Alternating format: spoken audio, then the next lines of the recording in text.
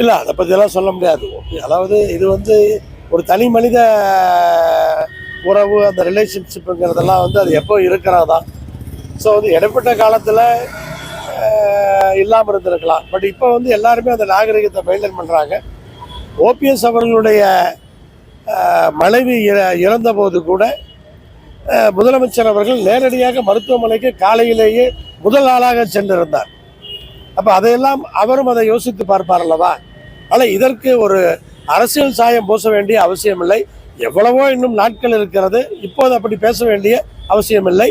நயினார் நாகேந்திரன் அவர்கள் ஓபிஎஸ் சொல்லிவிட்டார், அவர் பொய் சொல்லுகிறார் என்று சொல்லிவிட்டார். அதை திசை திருப்புவதற்காக இப்படி ஒரு விஷயம் சொல்லுகிறார். சென்ற உள்ளாட்சி தேர்தலிலேயே ஒரு மிகப்பெரிய மாற்றத்தை நாம் இன்றைக்கு பார்த்திருக்கிறோம். அதனால் தொகுதி எவ்வளவு என்பதை பற்றியெல்லாம் அப்போது தேர்தல் நேரத்தில், தேர்தலுக்கு முன்னாடி கூட்டணிக்கு தலைமையேற்றுகின்ற கட்சி தலைவரோடு பேசுவோம். இப்போது வெளியில பேசக்கூடிய விஷயம் அல்ல இது. சபதங்கள் எப்போ உள்ளதான். கொங்கு மண்டலத்தை பாதுகாக்க வேண்டும், விவசாயம் தொழிலையும் பாதுகாக்க வேண்டும். பிளே ஸ்டோர் மற்றும் ஆப் ஸ்டோரில் இருந்து பாலிமர் செயலியை QR கோடு மூலம் பதிவிறக்கம் செய்யுங்கள். செய்திகளை உடனுக்குடன் பெறுங்கள்.